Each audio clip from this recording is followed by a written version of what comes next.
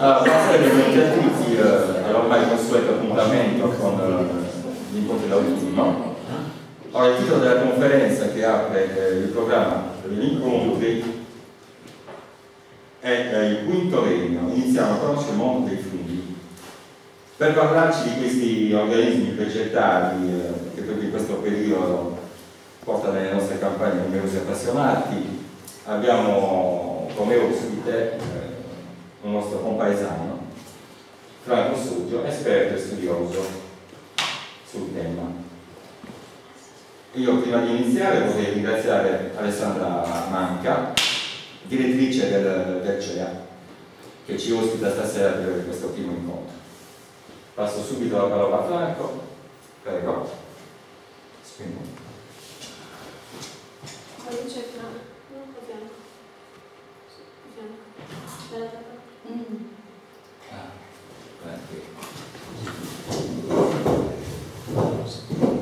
No, allora,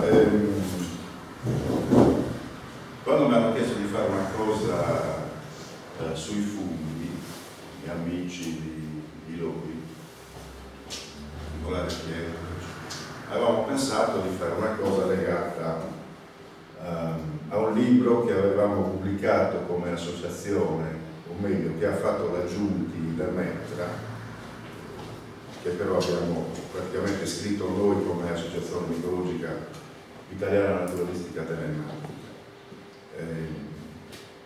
Anche perché è una specie di best seller nazionale. In 2 anni mi pare che abbia venduto già 50.000 copie, che è una specie di record assoluto riferito a un testo specialistico che si occupa solo di funghi.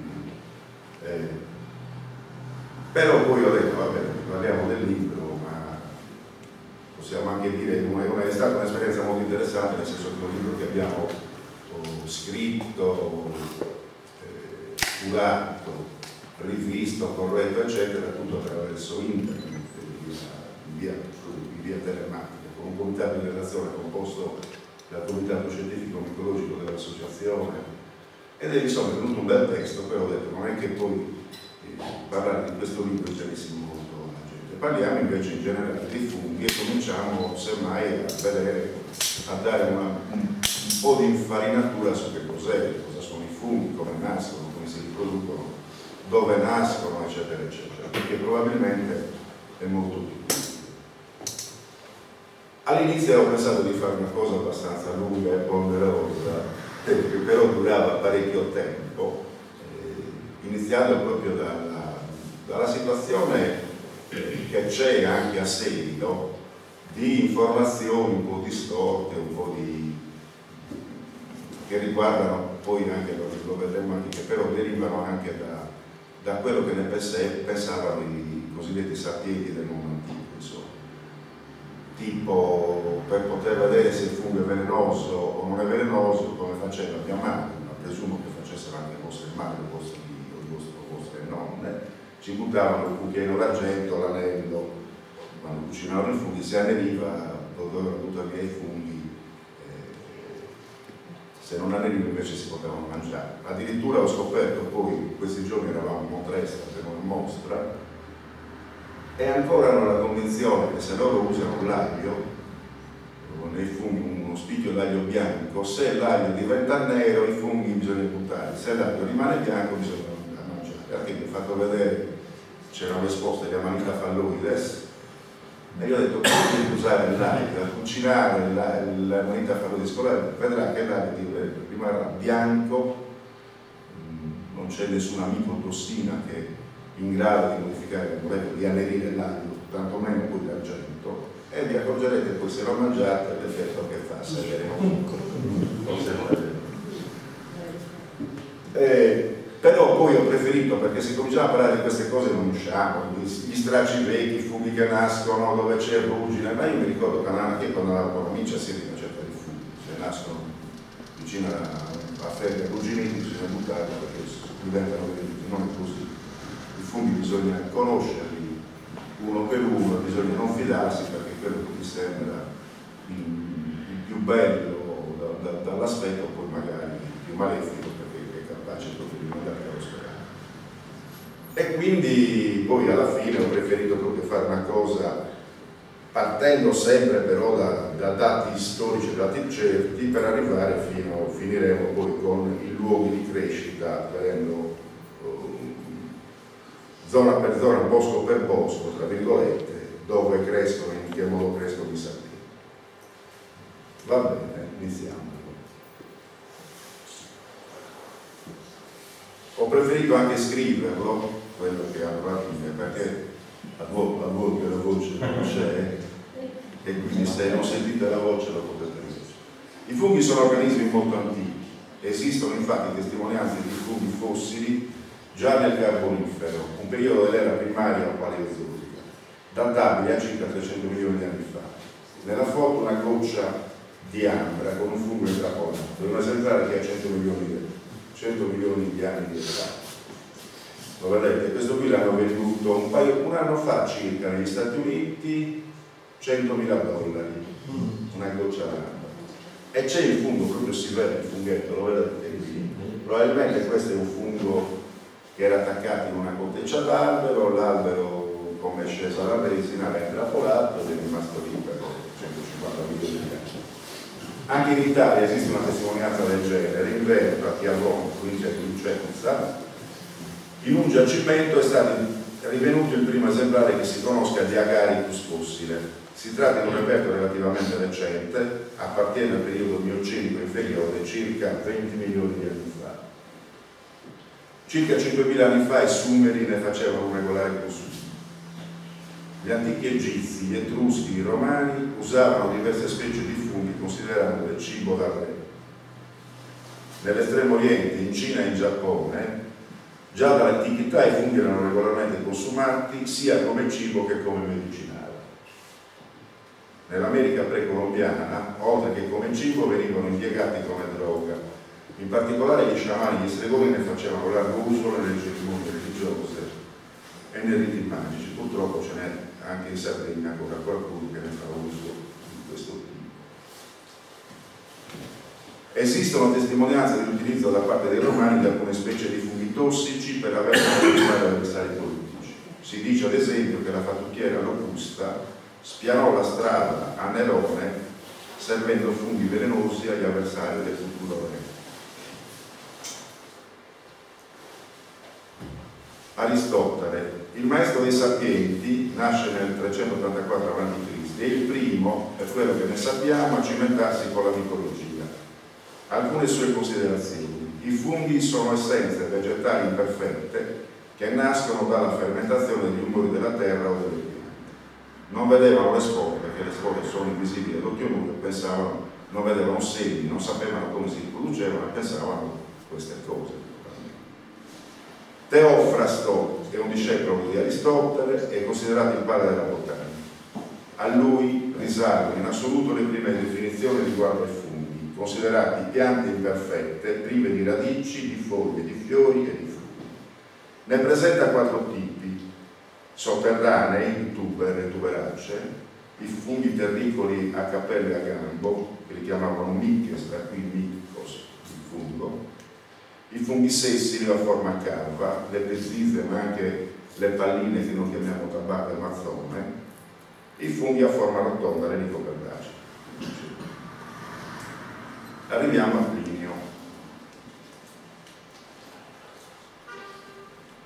Plinio getta le basi della mitologia antica, le sue teorie resistono fino al 1700, ma ancora oggi sono diffuse credenze derivanti dal suo pensiero scientifico.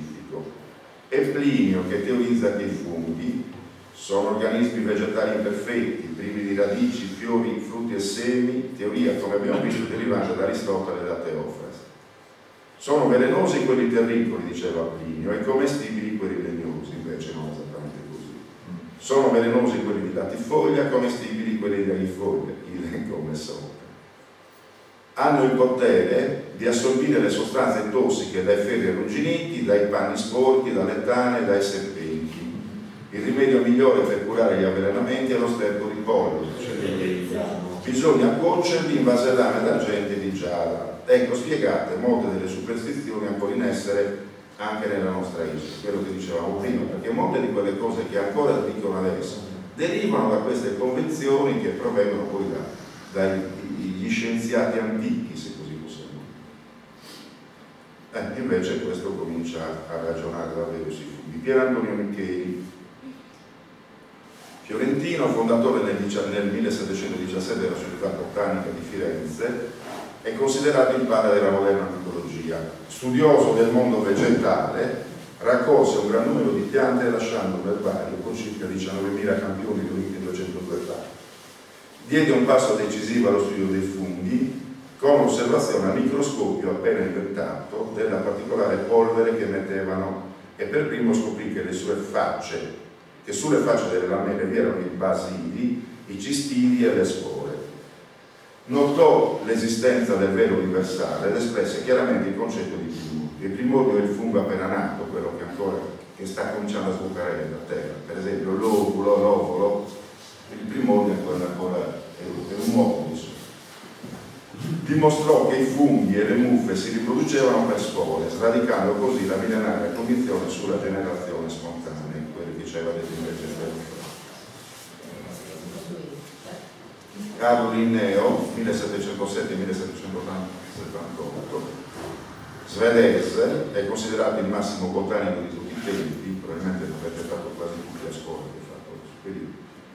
Il padre della nomenclatura binomiale, cioè della denominazione di ogni specie, animale o vegetale, composta dal nome del genere seguito da quello della specie. Linneo ordinò tutte le specie viventi sulla base del sistema riproduttivo e degli elementi sessuali, sistema ancora oggi in uso. L'apporto dato dal grande botanico svedese ai funghi fu relativo, dovuto al fatto che non vuole mai usare il microscopio, che ai suoi tempi era stato già inventato. Micheli e il suo contemporaneo, per esempio, usando il microscopio si era accorto che invece erano le spore, ma non era molto evoluto. Per tale motivo non era in grado di distinguere gli elementi sessuali dei funghi. Fries, abbiamo quasi finito, questa parte sarà noiosa, però è utile anche questa. È il fondatore della micologia moderna, svedese come Linneo, capì che l'assenza di una metodologia accettata e rispettata nella sistematica limitava l'evoluzione dello studio della micologia. Fries trovò un nuovo sistema di classificazione sulla base dei caratteri univoci dei funghi. Ancora oggi il sistema micologico friesiano, pur se basato esclusivamente su caratteri morfologici macroscopici, continua ad essere un aiuto indispensabile per chi si accinge allo studio dei funghi superiori. Tenete conto che naturalmente adesso c'è un'evoluzione, moltissimi funghi ormai vengono riconosciuti soltanto dalla misurazione delle sponde delle spore, quindi con il microscopio, o addirittura ormai siamo alla biologia molecolare, non ci sono sistemi, quindi naturalmente c'è un'evoluzione. A che regno appartengono? Ecco il quinto regno. La suddivisione classica degli organismi viventi in animali e vegetali, nonostante sia un sistema di classificazione ancora oggi utilizzato, non è ormai sostenibile.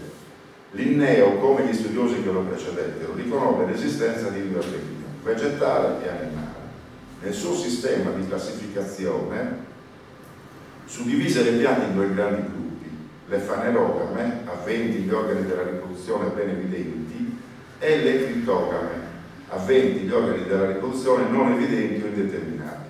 Le fanerogame si riproducono generalmente mediante i semi, il grano per esempio, o le mele, le critogame mediante spore.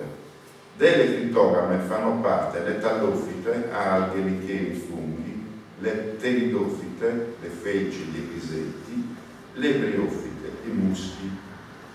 Per questo motivo si ritiene sempre più giustificata, in base alle particolari caratteristiche che rendono questi organismi diversi dagli altri vegetali, l'esistenza del quinto regno, il regno dei funghi. Gli altri regni sono animalia, gli animali, piante, monera, i batteri, e protiste e protozoi. Quindi è un regno specifico a parte. Chiariamo quindi che i funghi appartengono a un regno specifico, una sorta di regno intermedio tra il regno animale e quello vegetale. Infatti contengono proteine vegetali, ma anche la micosina, una sostanza simile alla chitina, che è una proteina tipica degli insetti e dei gamberi. Inoltre, hanno un proprio sistema riproduttivo e un proprio sistema nutrizionale diversi da quelli animale e vegetale. Sono privi di clorofilla e quindi incapaci di sintetizzare le sostanze nutritive in modo autonomo. Hanno invece un sistema di alimentazione come gli animali. Che ruolo hanno nell'equilibrio dell'ecosistema? Contribuiscono alla selezione naturale, svolgono la funzione di spazzini biologici, realizzano stretti legami di simbiosi con molte piante. In linea generale diciamo che dove crescono? Siamo arrivati a dove crescono. No, volevo chiarire quello perché poi ci arriviamo quando parliamo di saprotrofi, simbionti e parassiti. Hanno un ruolo importantissimo, senza i funghi probabilmente sulla Terra non esisterebbe la vita, perché saremmo sommersi.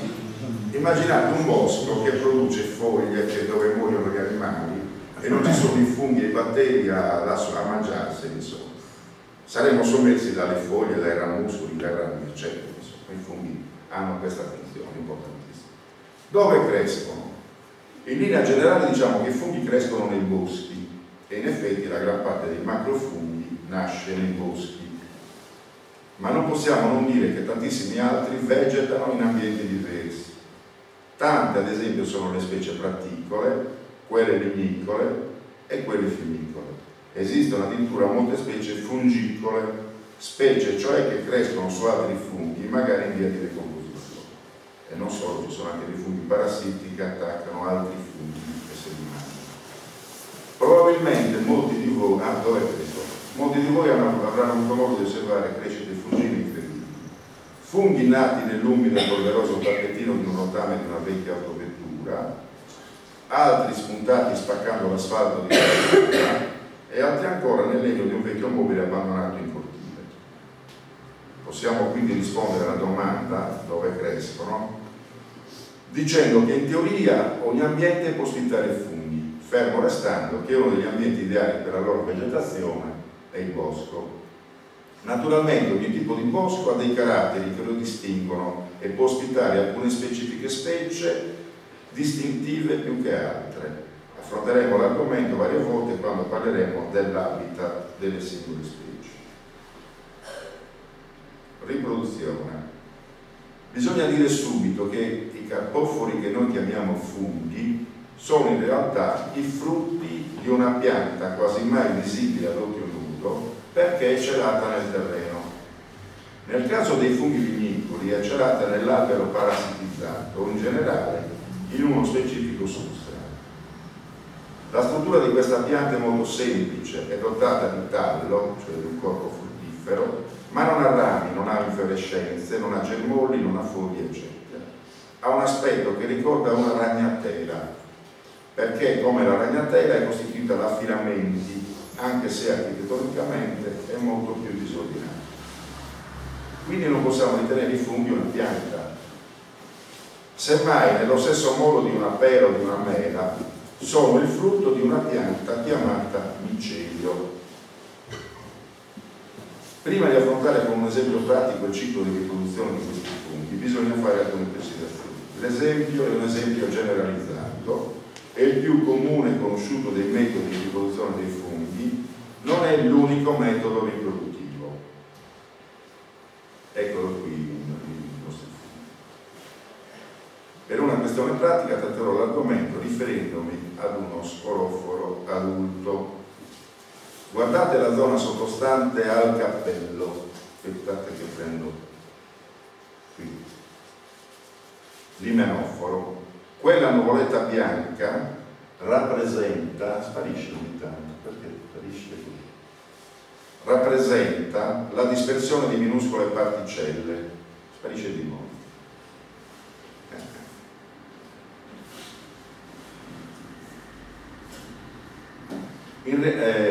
Si tratta delle spore. In realtà le spore non sono visibili ad occhio nudo e sono piccolissime cellule. Sono in grado di germinare e perciò possiamo paragonarle a semi. Le spore si sviluppano nella parte imeniale dello sporoforo e quando sono mature abbandonano l'ospite che le ha generate e iniziano il lungo edificio difficile viaggio della riproduzione.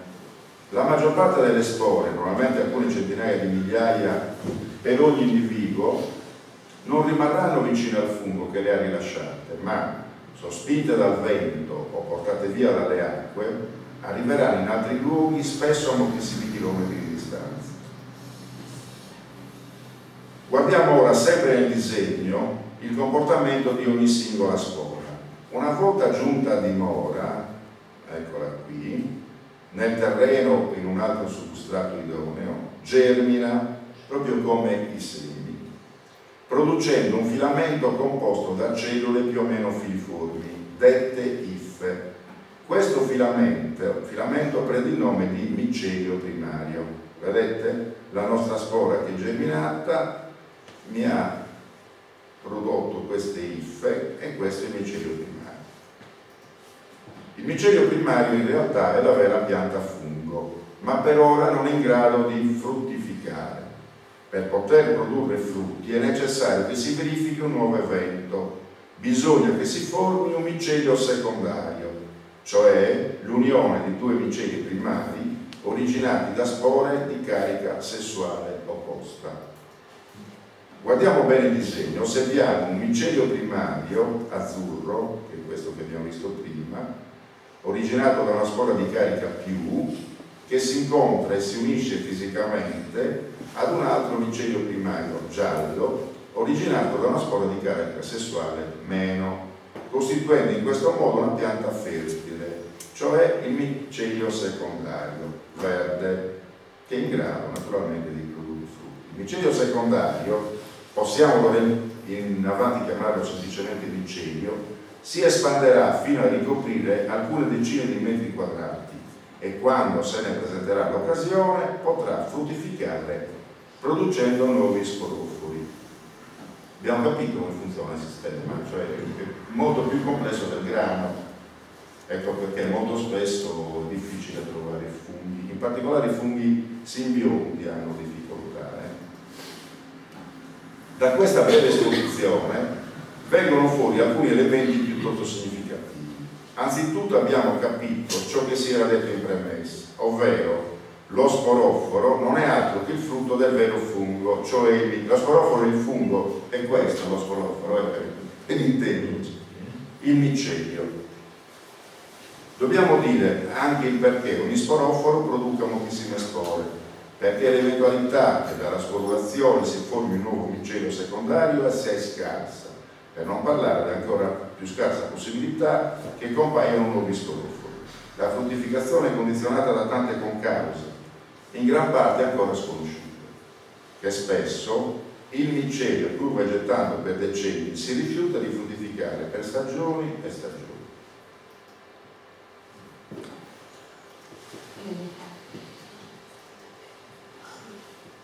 I sistemi nutrizionali. Io ci ho messo i funghi sono nati per mangiare, non per essere mangiati, perché è vero questa cosa.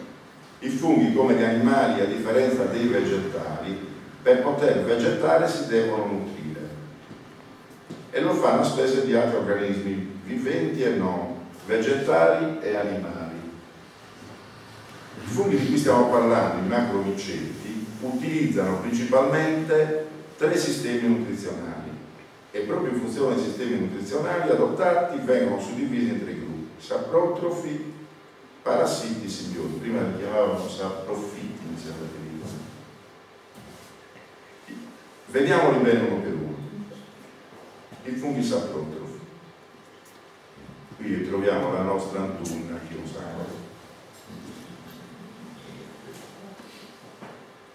Funghi che si nutrono di sostanze organiche, vegetali o animali non viventi. Quindi i saprotrofi mangiano, si nutrono di sostanze vegetali morte, non viventi. Questi funghi con i batteri e altri microorganismi svolgono l'essenziale funzione di degradazione delle sostanze organiche. In questo modo tutti gli scarti del mondo vivente vengono ridatti al mondo inorganico sotto forma di sali minerali, anidride carbonica e acqua. Questi elementi verranno riutilizzati dal terreno, garantendo in questo modo la continuità del ciclo biologico. Come funziona? In poche parole, semplificare il concetto, i funghi saprotrofi con il loro micelio si nutrono di sostanze organiche prese da organismi ormai morti e ne riducono la consistenza. In questo modo preparano la strada ai batteri e agli altri microorganismi che poi completeranno il lavoro finendo di trasformare le sostanze organiche in sostanze inorganiche. Per questo loro instancabile e indispensabile lavoro, i funghi saprotrofi vengono con ragione definiti gli spazzini del bosco e per gran parte merito loro l'autopulizia del bosco, così spariscono le foglie cadute, i ramuscoli, i frutti e gli altri cascami vegetali. Così vengono ripulite le spoglie e i residui organici degli animali. L'humus del terreno, costituito dai detriti vegetali e animali in decomposizione, è la fonte di nutrizione di un grandissimo numero di funghi saprotrofi, sia macroscopici che microscopici. Tra i primi, quelli macroscopici, che sono poi quelli di cui parliamo stasera, possiamo ricordare alcune specie molto comuni, che sicuramente molti di voi conoscono. Non vi ho detto in premesso che praticamente tutte le fotografie sono fotografie fatte da me, naturalmente in Sardegna, quasi tutte, a parte qualcuna che fa per continente. E quindi sono tutti funghi che possiamo ritrovare in molti casi anche a seguito. I prataioli, genere Agaricus, qui abbiamo 4 specie, le prime 2 in alto sono commestibili, le seconde 2 in basso sono tossiche. Le mazze di tamburo, genere Macrolepiota, idem come sopra, le prime 2 specie in alto sono commestibili, una è molto, questa qui, l'escoriata, i nostri prati, in particolare in Partesuso, come dice, sono abbastanza molto ricchi di questa Macrolepiota escoriata, che è dal punto di vista organolettico anche migliore della procella. Bisogna stare attenti a non confondere con la feodisca o con altre che pure ci sono anche a sedio e che possono causare problemi di tipo gastrointestinale, per esempio la racodes, che questa è. I cardarelli, stiamo parlando sempre di funghi saprotrofi, i cardarelli, i coprinus, i pleurotus, le psatirella, gli agrociperi, le piste, eccetera. Allora, guardiamoli un po' tutti. Paneoli segno, questo è un paneolus della freccia sincera. Vedete dove nasce? Nello stecco di un asino, probabilmente. Sono i cosiddetti funghi fiumicoli. Qui vanno a degradare, a mangiare, nutrirsi di sostanze organiche, ma più morte di così non si può. È anche un fungo che è molto apprezzato, il Coprinus commatus, nasce su, è un fungo fiumicolo che nasce sullo stecco sia delle pecore sia delle mucche. Vabbè, per l'otuseringhi abbiamo già visto, questo è quello che nasce nell'ingio e non nella ferula. La lepistanuda, che è quel violaceo che c'è anche qui, che poi c'è velenoso, invece non commestibile. L'unico problema è che anche quello contiene tossine termolabili. Invece qui ce n'è anche uno, la psatirella è un po' più complicata. La Glocibia gerita e il piopparello, che era meglio in qualche caso dire che non era buono perché ormai non è troppo più da nessuna parte. I funghi parassiti. Conoscete questo qui? Già visto, ma c'è, sì, non l'avete trovato? Io sì. E ancora, visti 5 anni fa, sono ancora lì. Sono ancora lì, allora tu non l'hai visto sicuramente, non sono funghi che durano. No, sono come si dice? Petrificati. Non sono quelli. Non sono quelli. No. Allora, i funghi parassiti sono quelli che si nutrono a spese di sostanze appartenenti ad animali o vegetali viventi, compresi i nostri funghi di mare, qualche volta che si riusciamo a beccarci. Questi funghi spesso rappresentano un pericolo per le piante, per gli animali e per l'uomo stesso, e spesso sono causa di gravi malattie che possono determinare la morte dell'ospite, quasi sempre. Avete sicuramente sentito parlare di peronospora, oidio, ruggine del frumento, di mal secco delle patate. Ecco, tutte queste malattie sono causate da funghi microscopici cosiddetti inferiori. e di mal del falchetto causato dal conosciutissimo chiodino, quello che abbiamo visto prima, l'Armillaria mellea. Ecco, questi sono solo alcuni degli esempi più noti di malattie causate dai funghi parassiti nel regno vegetale. Ma qual è il compito di questi funghi demolitori? Normalmente servono ad aiutare la natura nel regolare il proprio equilibrio. Di norma, le vittime preferite dai funghi parassiti sono gli alberi più gracili, quelli la cui presenza è scarsamente utile al bosco, quelli che sottraggono sostanze ai vicini, impoverendone l'alimentazione. Così il bosco viene liberato da un peso che comprometteva la sua armonia.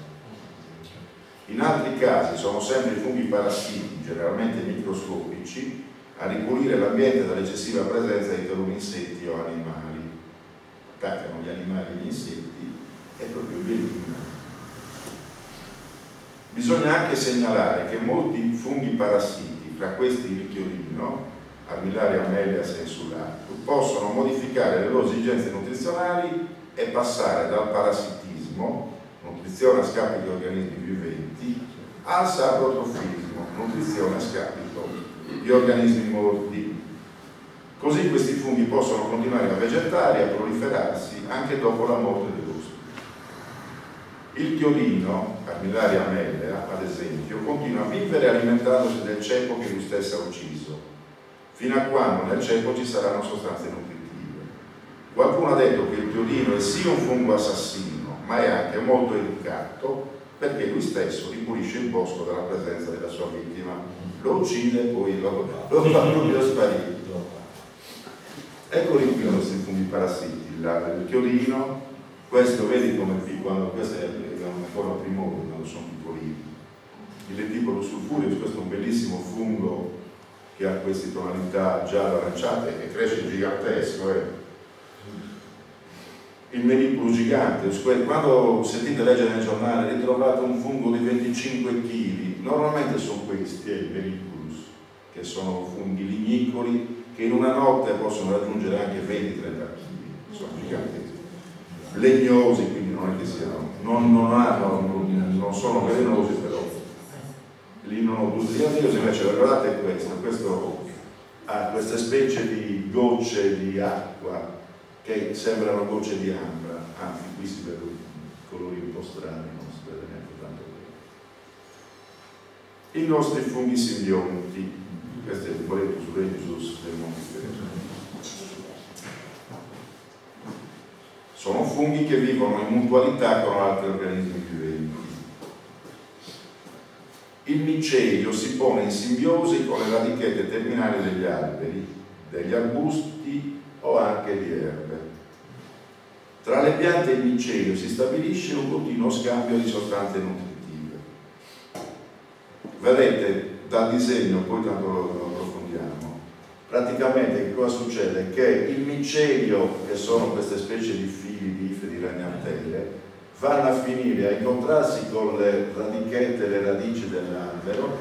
L'albero naturalmente cosa fa? Espande la zona da cui prende le sostanze nutritive e contemporaneamente siccome i funghi non hanno la sintesi clorofiliana, gli restituisce, perché i funghi hanno comunque bisogno di alimentarsi, e gli restituisce le sostanze già elaborate dall'albero. Questo fenomeno, detto micorrizza, si realizza per semplice contatto, micorrizza ectotrofica, tipica del basilio micetti e di taluni ascomicetti. Basilio micetti e ascomicetti sono sempre funghi, sono due classi specifiche di funghi, e poi ne parliamo, anche perché nelle pubblicazioni e nei libri troviamo questi temi che è meglio, anche se non lo approfondiremo. Il fungo non penetra mai all'interno delle cellule dell'ospite. Intendo dire che il micelio avvolge le radici, non vengono penetrate, cosa che invece avviene in un altro tipo, nelle orchidee invece vengono proprio penetrate, perché hanno un rapporto simbiotico molto più stretto rispetto agli altri, con una serie di altri funghi. Alessandra non c'è, altrimenti lei lo sa. Le ife fungine formano come uno spesso strato attorno alle radici, detto mantello, e da qui si estendono notevolmente i cordoni micellari nel suolo circostante. Questa combinazione è vantaggiosa per la pianta, poiché quest'ultima si serve del micelio per estendere notevolmente la superficie da cui trarre sostanze nutritive inorganiche, che assumerà utilizzando proprio le ife micellari quali tubicini di prolunga delle proprie radici, espande proprio il terreno da dove raccogliere le sostanze nutritive. Ma è vantaggiosa anche per il fungo, si intende micelio naturalmente, che riceverà indietro dalla pianta gli eccessi di alimentazione ormai fotosintetizzati, sostanze organiche, con i quali potrà esso stesso nutrirsi. Infatti è stato dimostrato che alberi microrizzati crescono assai più rigogliosi. Per tale motivo la comparsa di carpofori di funghi simbionti in un bosco ancora giovane prelude ad un sano ed equilibrato sviluppo del medesimo. Il fungo a sua volta, grazie alla simbiosi, è in grado di completare il proprio ciclo vitale e di formare i corpi fruttiferi. I particolari e delicati rapporti tra fungo e pianta che si stabiliscono con la micorriza spiegano anche perché è riuscita fino ad ora vana la coltivazione di funghi molto apprezzati come l'ovolo buono, Amanita cesarea, e i porcini, Boletus del Pupoilles, al di fuori del loro ambiente naturale. Non sono ancora riusciti a coltivarli, come fanno invece con il Plerotus, con i prataioli, con i piopini, con tutte le specie saprotrofe invece riescono a coltivare. Le specie simbionti, a parte dopo secoli di studi francesi, sono riusciti a coltivare, se volete poi ne parliamo, il tuber melanosporum si riesce comunque a coltivare, che è il tapufonero di Noci, anche in Sardegna, coltivare tra virgolette. Sono funghi simbionti, Boletus, compresi quelli del buco dell'Eulis, le amanite, cantaretos, i cottinari, gli ugroforus, i tricoloma, le russula, le racari, i lattari, cioè la strana maggioranza dei funghi che noi andiamo a cercare sono simbionti. Ecco qui la nostra amanita muscaria, Boletus legali, cantaretos lutescens, Cottinarius speciosissimus, Hygrophorus, il Tricoloma terreum, la russula emetica, le lacarie, i latarius, non quelli, questi sono buoni da mangiare, non come quelli che hai portato tu. Io ci ho provato. Cenni di nome, facciamo anche alcuni cenni di nomenclatura, anche perché anche in questo caso, quando andiamo a leggere pubblicazioni, testi, manifesti o anche i giornali, troviamo un accenno almeno che l'ho voluto fare. Linneo scrisse Sistema Nature, dove le piante vengono descritte e classificate, l'abbiamo accennato prima, no? Seguendo il suo metodo, due grandi micologi, sudafricano Christian Hendrik Pearson e lo svedese Elias Magnus Fries, lo usarono anche per i funghi. Vediamo come funziona questo metodo. Ad ogni organismo vivente viene attribuito un doppio nome, in lingua latina il primo, nome generico, è relativo al genere. Il secondo, epiteto specifico, è relativo alla specie. Anche Homo sapiens è così. Il binomio forma il nome della specie che è sempre scritto in corsivo, con la lettera iniziale del nome del genere in maiuscolo e con quella dell'epiteto specifico rigorosamente minuscolo, ad esempio Pleurotus gringi. I nomi scientifici dei funghi, delle piante, eccetera, sono decisi utilizzando le norme del Codice Internazionale di Nomenclatura Botanica, ICDN, e vengono aggiornati periodicamente, sono di 4 anni. Spesso in libri, giornali, ma anche in manifesti scritti riguardanti i funghi o nei cartellini nel caso delle mostre, capita di leggere genere Amanita, specie cesarea. È sbagliato. La forma corretta è genere Amanita, specie Amanita cesarea. Sempre la specie è con il binomio, con i due nomi, nome del genere e nome della specie.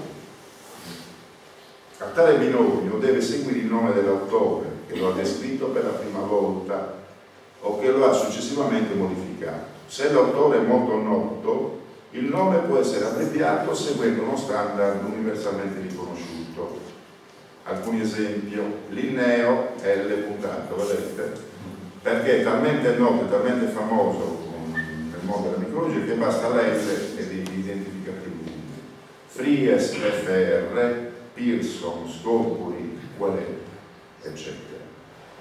Questo perché? Perché succede anche che ci sono dei funghi che hanno diversi nomi, alcuni sono sinonimizzati, però altre volte succede che lo stesso nome di quel fungo c'era anche un altro fungo, cioè che è proprio un'altra cosa rispetto al fungo. Che ne so, mettiamo che Pleurtus eligi l'abbiano dato nel 1925 a Sant'Unna, va bene, Antunaia.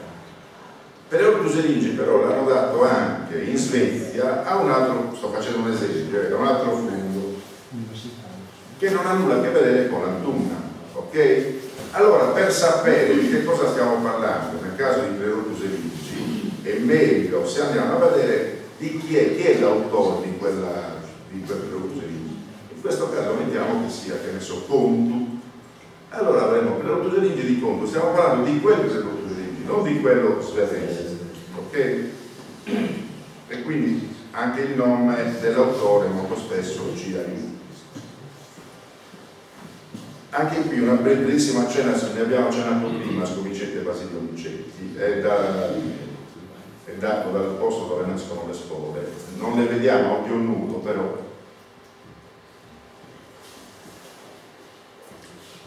fatti questi accenni possiamo passare all'esposizione della suddivisione dei macrofunghi.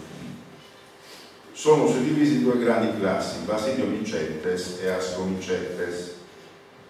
Gli Ascomicetti, alla divisione ascomicotta appartengono funghi nei quali le spore si maturano all'interno di cellule denominate aschi. Questi hanno generalmente forma di sacchetto, di fiasco o di tubetto più o meno allungato. In molti casi la produzione di 8 spore per asco, ma esistono moltissime eccezioni, sia con numeri minori che maggiori. Ci sono anche aschi che hanno una spora solo o altri che hanno 16 spore, insomma. Di norma siamo sui 6-8 spore. Eccoli qui gli aschi, vedete, tipo sembrano clave, sasse e bastos, aschi, cioè sembrano clave oppure fiaschetti o così di questo tipo. Il corpo fruttifero degli Ascomicettes prende il nome generico di Ascoma, mentre invece quello dei Basilio Micetti prende il nome di Basilione. Gli Ascomicettes costituiscono un gruppo numerosissimo di funghi, sia mono che pluricellulari. Si va ad esempio dagli importantissimi lieviti, come ad esempio Saccharomyces cerevisiae, il comune lievito di Bilba, al penicillium, che è il precursore dei moderni antibiotici, ad un numero estesissimo di specie studiate come patogene per l'uomo, gli animali e le piante. Sono pure Ascomicettes la maggior parte dei funghi che stabiliscono simbiosi con alghe verdi e cianobatteri nella formazione dei lichidi. Numerose anche le specie di interesse alimentare, come ad esempio i tartufi, sono Ascomicetti, genere Tuber, e le spugnole, genere Morchella. Le spugnole sono quelle che hanno una faccia tutta bucarellata, qualcuno già la vediamo dopo. Eccoli qui, i Tuber, eccole qui le Morchelle, le vedete, la Morchella turca, che sono, di norma sono funghi estivi. Questi diciamo che non crescono da tutto. Le veppe, l'elvella, le auricularia. Allora, a seguito questi ci sono quasi tutti, escluso il tuber estivo che non è, essendo zona calcarea non c'è. Io ho trovato anche la Serpoccipa cocina, che è un bellissimo funghetto rosso che cresce in pieno inverno all'inizio, anche fino a gennaio-febbraio. L'auricularia auriculagiude si trova nei vecchi ceppi di quercia caduti in terra. Quella è una foto fatta a Silo, per esempio. Basilio Micetti. Alla divisione Basilio Micotta appartengono funghi nei quali le spore si maturano all'esterno di strutture monopluricellulari dette basili. Quello che noi comunemente e propriamente chiamiamo fungo prende il nome di basilioma. Oppure, come abbiamo detto prima, sporoforo. Noi continuiamo a chiamarlo comunque fungo perché c'è più.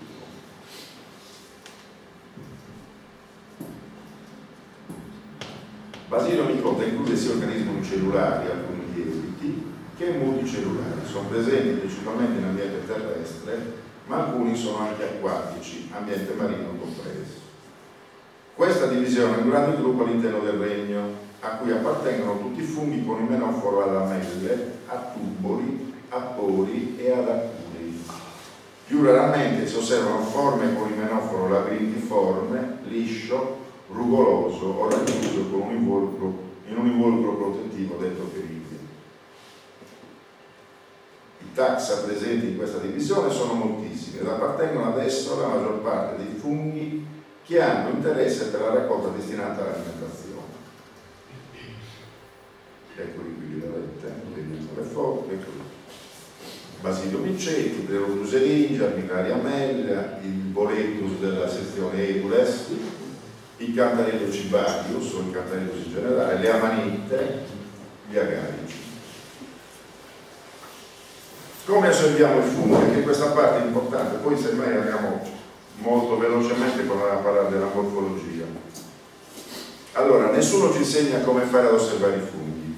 Fin dall'infanzia, a casa o a scuola, ci mostrano piante o animali, ma raramente o mai ci mostrano funghi. È scontato dunque che crescendo non abbiamo nessuna abilità in tal senso. Quindi succede che quando osserviamo i funghi ragioniamo come se si trattasse di piante o di animali. In questo modo commettiamo errori di approccio giganteschi che spesso rasentano l'assurdo. Ecco allora le domande tipo: ho visto un fungo marroncino grande così e alto più o meno una spanna, mi sa dire che cos'era? A me spesso mi fanno queste invece a nessuno penso verrebbe in mente di dire: ho visto un albero verde alto così e largo cos'ha, che cos'è? Domande che sicuramente susciterebbero ilarità in qualsiasi interlocutore. Eppure vi garantisco, le domande sui funghi molto spesso vengono formulate in quel modo. Naturalmente non bisogna mettersi a ridere, ma nella realtà dei fatti comunque sui funghi non esiste nessuna diffusa cultura di base. E allora cosa dobbiamo fare? In che modo possiamo iniziare ad osservare i funghi in modo corretto? Il colore, contrariamente a quello che si pensa, è uno dei caratteri meno utili, ve l'ho detto prima, no?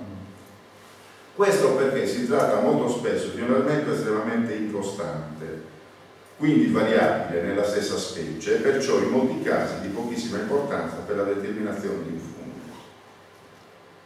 Idem dicasi per le dimensioni e il peso. Infatti anche questi parametri sono talmente variabili da essere poco significativi.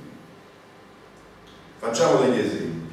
Una mucca di razza bruno-sarda ha un colore brunastro e pesa del 4 a 6 quintali. È un'affermazione correttissima perché questa è la verità. Una roverella adulta ha la chioma verde e ha un'altezza da 15 a 30 metri. E anche questo è incontrovertibile. Invece una Amanita phalloides, il fungo velenoso mortale a tutti noto, può avere il cappello bianco, giallo, verde chiaro, color sabbia, verde scuro, marrone e può pesare da 5 ai 500 grammi. Sarebbe come se la roverella di prima avesse quasi tutti i colori dell'arcobaleno, o se la nostra mucca potesse pesare dai 500 ai 50.000 kg, cioè 50 kg. E così è, perché noi troviamo le Amanita phalloides mature, piccoline così, oppure le troviamo gigantesche. Di colori abbiamo, adesso li vediamo, eccoli qui. Questo è sempre lei, guardate i colori che assume, le colorazioni che assume il cappello dell'Amanita phalloides. Dal bianco fino al marrone, passando per tutta una serie di gradazioni che vanno da giallo e verdi. Morale: i colori e le dimensioni degli animali e delle piante sono importanti, nei funghi valgono quasi nulla. Determinanti invece, in molti casi essenziali, sono le caratteristiche organolettiche, l'odore e il sapore dei funghi. Anche in questo caso nulla a che vedere con piante e animali. A chi verrebbe in mente di dare un morso nell'orecchio di una mucca bruno-sarda per determinare la specie? O a chi verrebbe in mente di odorare un tronco di roverella per determinare la specie? Con nell'osservazione degli odori dei sapori troviamo una nuova diversità importante che caratterizza il fungo. Se impariamo ad effettuare l'esame organolettico ci renderemo conto che per molti funghi l'odore e l'assaggio saranno essenziali per una corretta determinazione. Vediamo di capire come fare. Gli odori. I funghi hanno odori particolari, netti, precisi, anche se in molti casi con toni delicati. Il nostro senso olfattivo deve per certi aspetti essere educato, cioè uno si fuma 60 sigarette al giorno, che problemino. Se odoriamo un fungo a distanza, sicuramente non riusciremo a percepirne l'odore. Dicevo prima che si tratta spesso di odori delicati e molto tenui. Per esaltarli e renderli fruibili è necessario grattare con un dito la parte da annusare e appoggiare la narice. Solo così, e ispirando profondamente, sarà possibile percepire con chiarezza l'odore del fungo esaminato. La gamma degli odori dei funghi è incredibilmente molto ricca e vasta. Odori anisati, fruttati, di pescheria, di latte, eccetera. All'inizio possiamo limitarci a dire gradevole e sgradevole, piano piano arrivare gradualmente a dare giudizi più raffinati. Anche per quel che riguarda i sapori, i funghi ne possiedono una gamma vastissima. Per iniziare anche in questo caso sarà sufficiente stabilire se si tratta di un sapore banalmente gradevole, sgradevole, piccante, amaro, oppure dolce, sapore di nocciola, sapore di altro.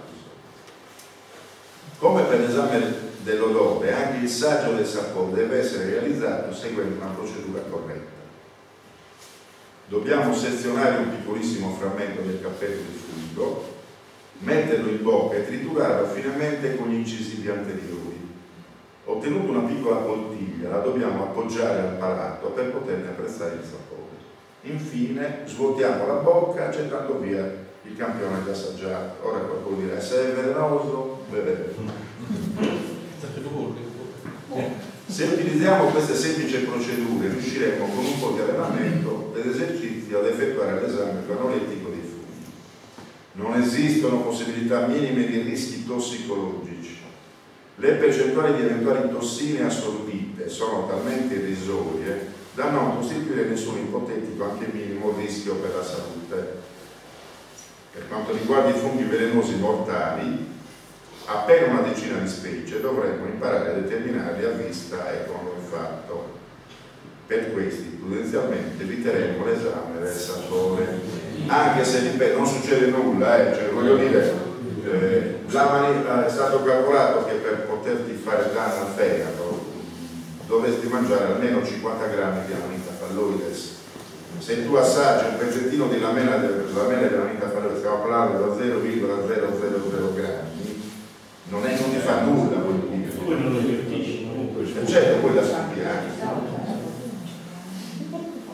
Morfologia, qui andiamo un po' veloce perché altrimenti, anche perché parlare di tutte le caratteristiche morfologiche, i funghi hanno strutture morfologiche ben osservabili macroscopicamente. La somma di diverse caratteristiche, i colori, le forme e altre singolarità contribuisce comunque ad aiutarci nel loro riconoscimento. In questa parte cercheremo di capire come sono fatti e tenteremo di associare le forme alle varie specie. Il cappello è senza dubbio la parte anatomica più importante dei funghi, è rivestito da una sottile cuticola e può essere rivestito anche da residui di vero o da scaglie. Nella parte inferiore del cappello, la zona imeniale, ci sono fondamentalmente tre tipi di strutture anatomiche. Vedete le lamelle, il tubolo, i pori, gli aculei.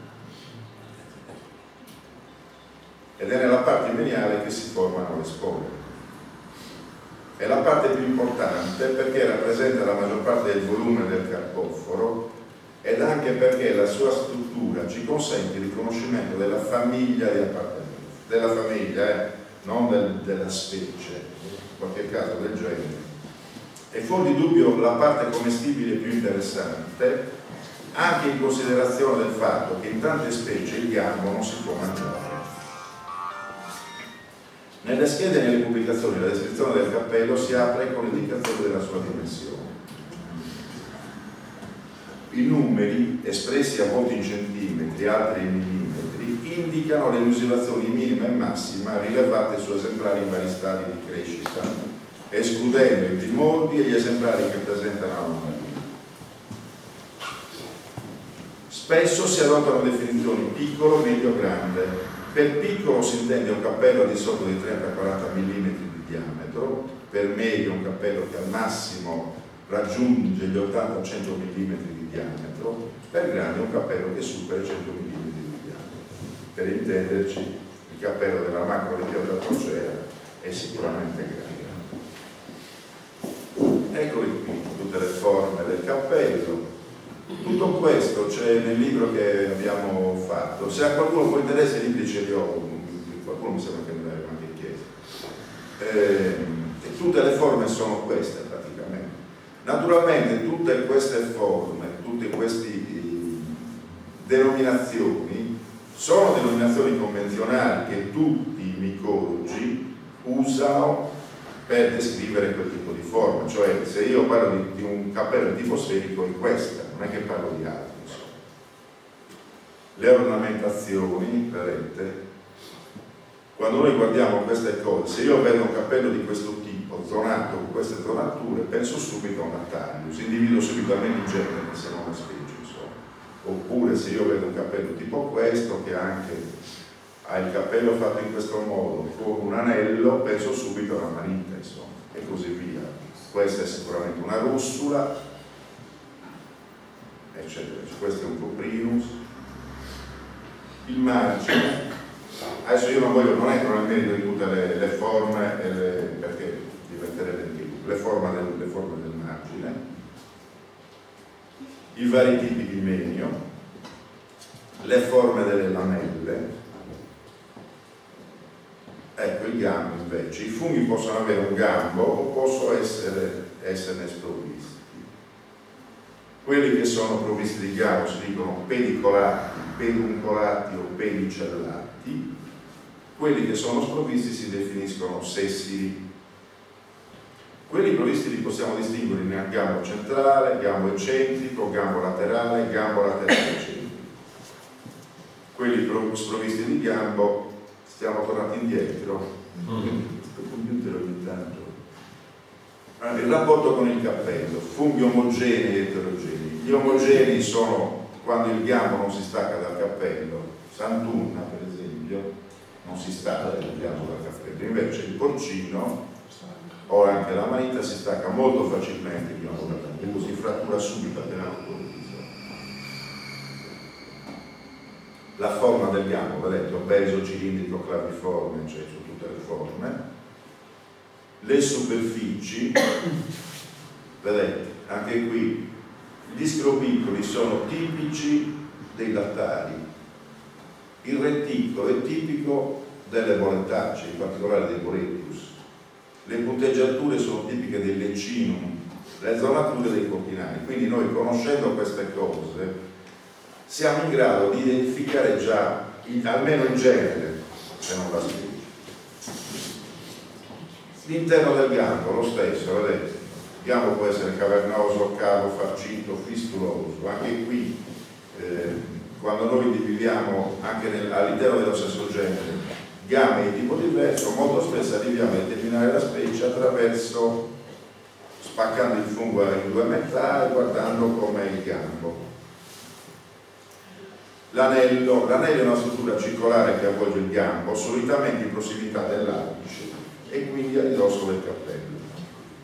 Vedete anche qui come può essere rudimentale, ampio, di vari livelli. Infine la volva può essere anch'essa avvolgente, è sempre collocata alla base del gambo, in prossimità dell'inserzione del fungo al terreno. Anche qui, vedete, anche le amanite noi le distinguiamo molto spesso proprio dalla forma della volva. La carne. Della carne bisogna prendere in considerazione innanzitutto la consistenza.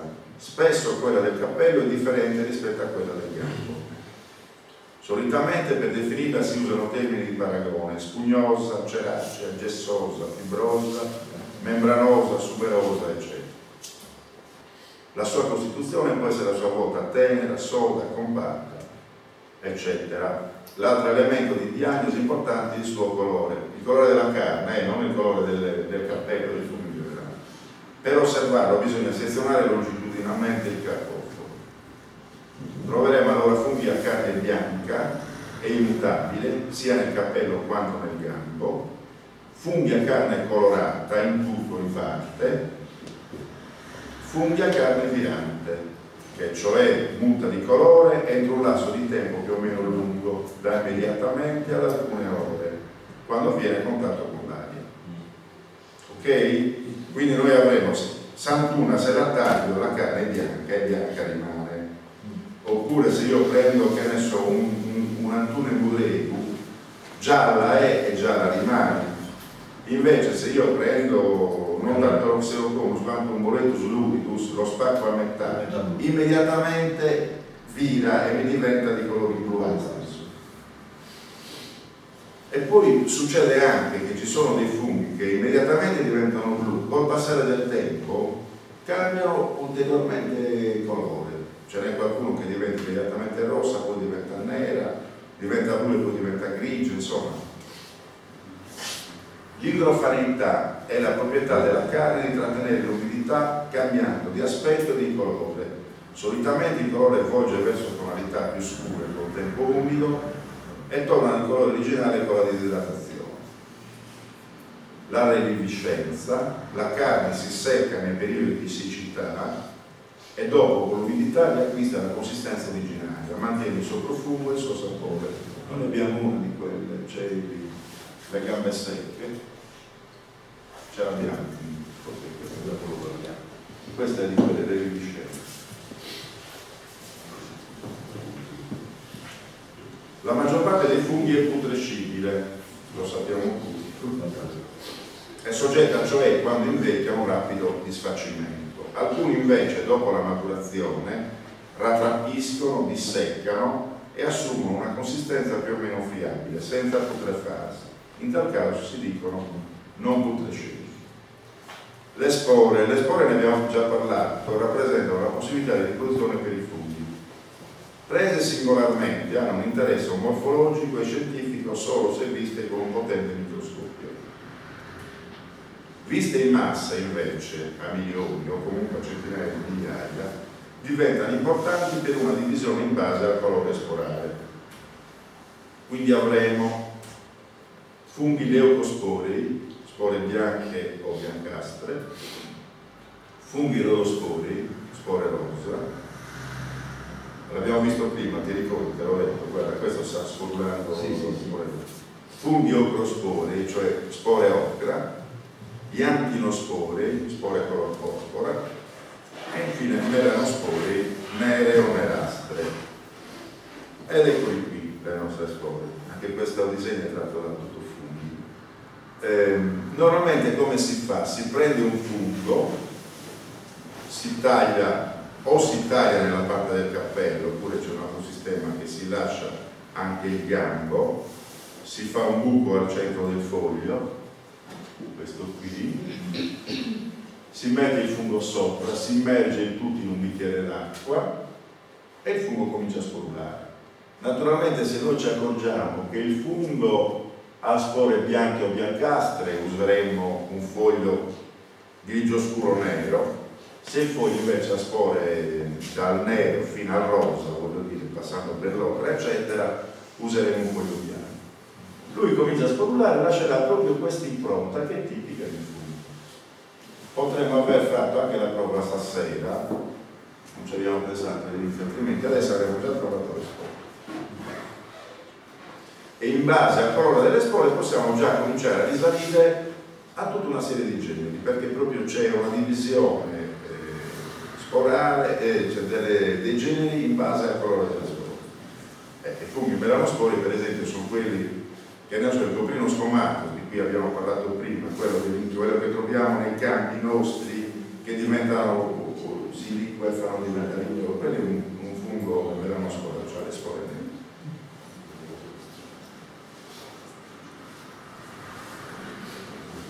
La socialità dei funghi, anche i funghi hanno una socialità, anche questo lo troveremo, anche questo lo troviamo nei testi. Quando parliamo della socialità dei funghi ci riferiamo ad un carattere che riguarda la crescita dei corpi fruttiferi fungini in una relazione diversa con individui della stessa specie. Guardate che bella, questa è la micena renati, che è la mia micena preferita io quando posto la fotografo sempre, perché già il gambo giallo, un bellissimo giallo, le lamelle bianche e il capello nel colore rosa. Io avrò centinaia di fotografie di micena renati. Bisogna chiarire che le informazioni che darò su questo argomento sono informazioni di massima, quindi i dati numerici che fornirò non possono e non devono essere presi come valore assoluto, ma come semplici indicazioni. Cioè se dirò che uno, possono essere anche due, non cambia nulla. Primo caso, crescita isolata senza nessun ordine apparente si definiscono solitari, quando se ne incontra uno al massimo due in spazi decisamente ampi. Eccolo qui. Coprinus picaceus, da solo, questo è un fungo solitario. Crescita isolata senza nessun ordine apparente si definiscono sparsi quando se ne incontra un numero maggiore ma sempre in spazi ampi. Bolbicus vitellinus, questa è una foto fatta a Sedilo, se ne incontrano diversi ma sono sempre ognuno per conto suo in spazi molto ampi, spazi. Secondo caso, vicini ma non riuniti per la base si definiscono in gruppo quando se ne incontrano un buon numero, per esempio da 3 e 5, relativamente vicini tra loro. Eccoli qui, i nostri 5, in questo caso sono vicini tra di loro. Questo è l'Agaricus sylvaticus, che è un mondo commestibile.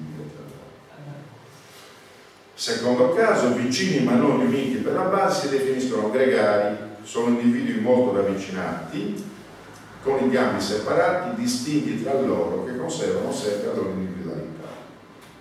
Ed ecco i nostri funghi gregari. Questa è la Foliotta glandensis. C'è anche a Sedilo, questa cresce dove c'è un terreno bruciato normalmente, anche dove fanno il fuoco, che ne so, i cacciatori per scaldarsi, per esempio. Foliotta glandensis. Fortemente gregari invece quando il numero diventa più alto, un numero elevato di individui. Guardate questi, fortemente gregari. Infine, quando crescono lunghe linee più o meno lunghe seguendo l'andamento del micelio, stilizzato, questo sempre tratto da tutto funghi, ed ecco infine, questo è il Gonfus clavatus, questa è una fotografia fatta in Trentino, però non in Sardegna, questo è il fungo patata, molto apprezzato.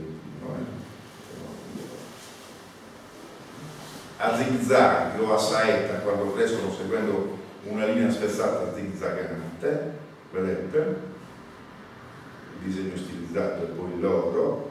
In questo caso abbiamo la lentista nuda, quello che tu dicevi che era velenoso, invece sott'olio, ma forse è meglio se non te lo dico.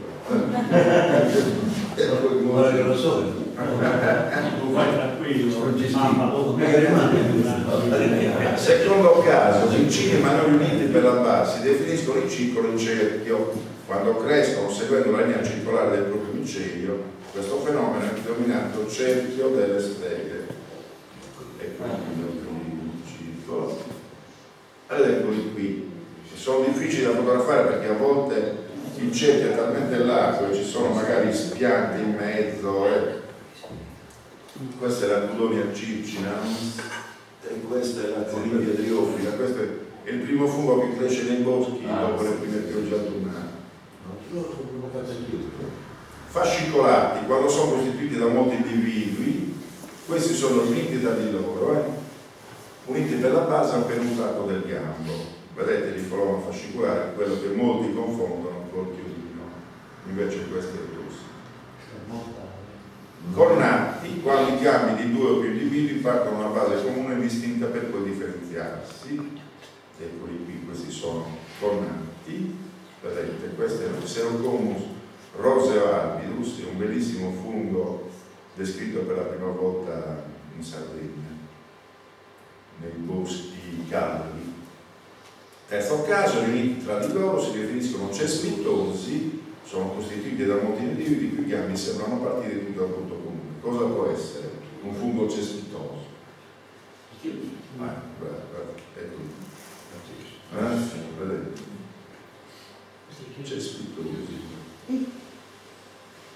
Gli ambienti, abbiamo quasi finito, poi possiamo anche chiudere. Qualcuno lo conosce questa cosa? No. Questo è il montalvo di Sinistora. Questo è preso da Punta Pupetti verso quello lì, quello che c'è al centro, praticamente è un campo, è una cosa carsica, e lì negli anni, fino agli anni 50 veniva ratto e piantato un grano che diventava ultimo, figurati per la fatica, andavano a piedi, salivano su a Milo. Qui siamo invece a Tascusì, qui siamo sul Montiferru con un falchetto che sta, chissà come sta a puntare. E qui invece dove siamo?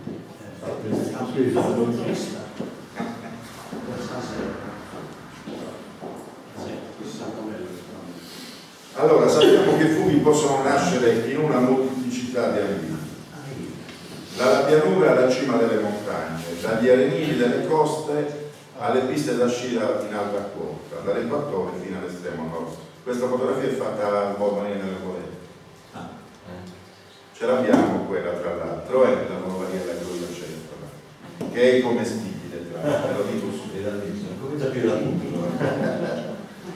Questa generica attitudine a crescere in questi ambienti così diversi uno dall'altro non ci deve portare a generalizzare. Dobbiamo sapere che ogni habitat ospita specie diverse e proprio questo, proprio la conoscenza dell'ambiente di crescita, ci aiuta a determinare correttamente tantissime specie.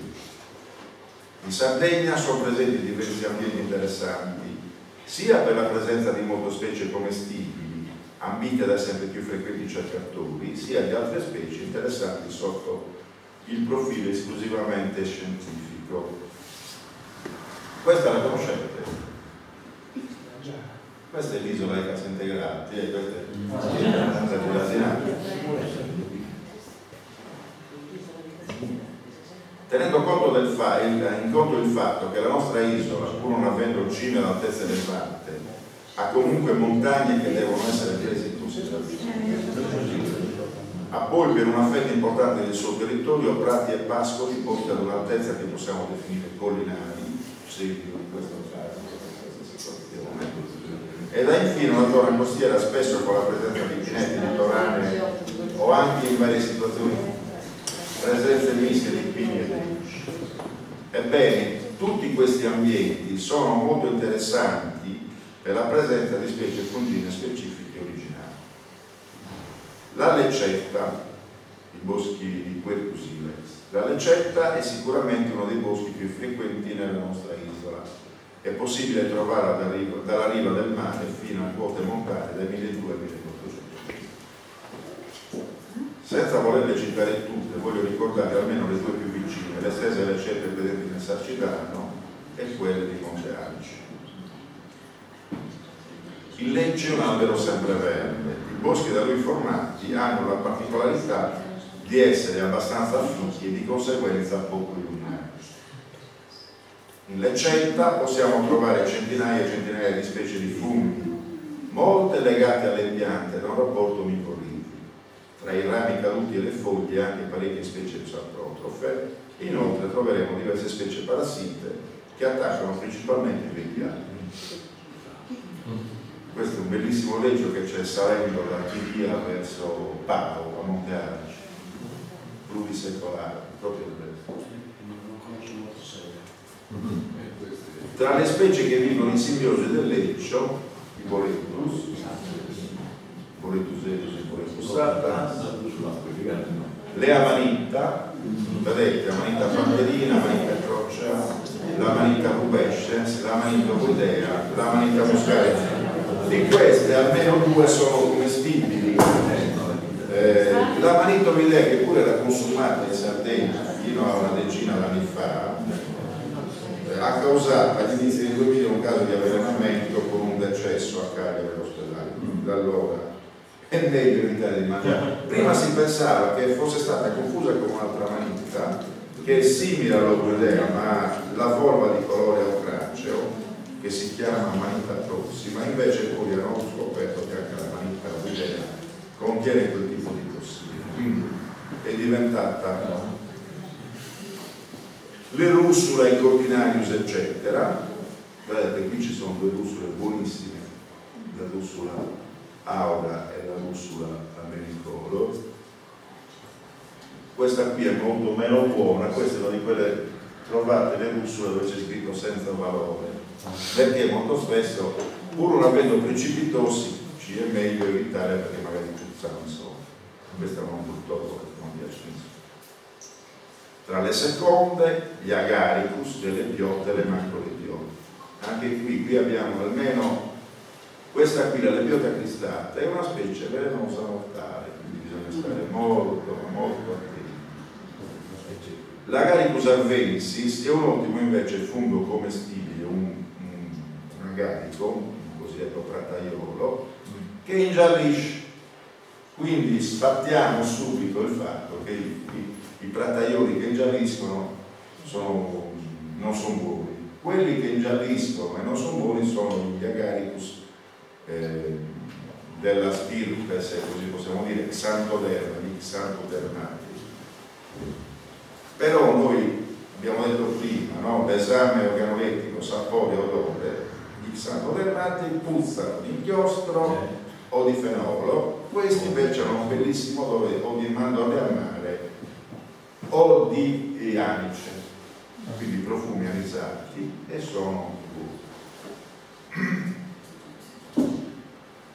clitocide, le lepista, le micene eccetera. Vedete, queste due foto sono fatte in territorio serilese, il geotropa e la lepista.